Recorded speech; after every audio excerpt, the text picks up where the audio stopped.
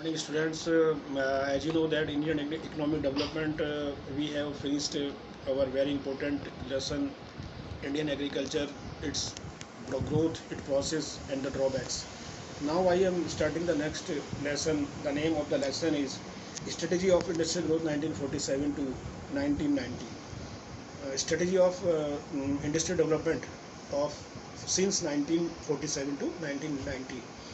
As you know that in 1950 the Planning Commission was established for the pacing the Indian growth and development, and the first 5-year plan was implemented from 1st April 1952 to 30th March 1956, and the main short-term goal was the first 5-year plan was to the agriculture growth. The second 5-year plan was started in 1956, 1st April 1956 to 30th March 1961. The short-term target of the second 5-year plan was the industrial growth. पहली पंचवर्षीय योजना का उद्देश्य था बच्चों कृषि विकास, दूसरी पंचवर्षीय योजना का उद्देश्य था औद्योगिक विकास। जब हम बात करते हैं औद्योगिक विकास की, तो उद्योग industry plays a vital role in development and the growth of a country. सबसे बड़ा जो रोल होता है बच्चों, वो इंडस्ट्री का होता है किसी भी देश के विकास में और वृद्धि में। इसीलिए सेकंड पंचवर्षीय योजना का उद्देश्य जो रखा गया वो औद्योगिक विकास रखा गया। अब सबसे पहले हम बात करेंगे इम्पोर्टेंस ऑफ इंडस्ट्रियल ग्रोथ। इसका क्या महत्व है?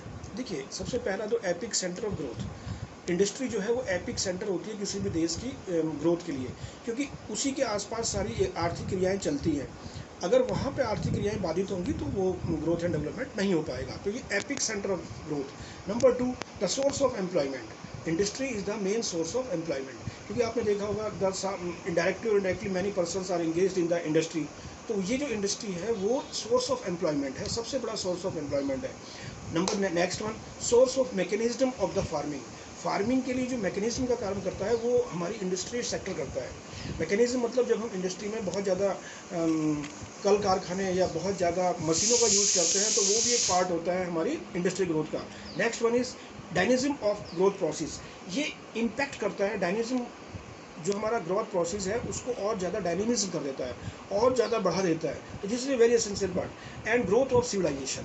देखिए, हमारी जो पूरी सभ्यता है उसके ग्रोथ के लिए इंडस्ट्रियलाइजेशन बहुत एसेंशियल है। Without industrialisation we can not civilise our society, we can not fulfil our goals to be growth and development of a country.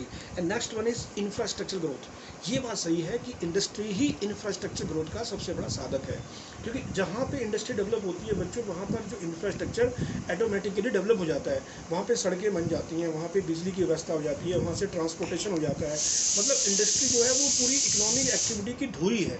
और एक लास्ट जो इसकी सबसे खास बात है वो है sine qua non of growth. देखिए, एक वर्ड आता है SINE, sine QUA non of growth. मतलब जो सबसे ज़्यादा सिग्निफिकेंट है किसी भी इकोनॉमी के लिए, एसेंशियल है। मतलब industrialisation is a sine qua of a growth. मतलब किसी भी इंडस्ट्री की ग्रोथ के लिए इंडस्ट्रियलाइजेशन बहुत ज़्यादा इंपॉर्टेंस है।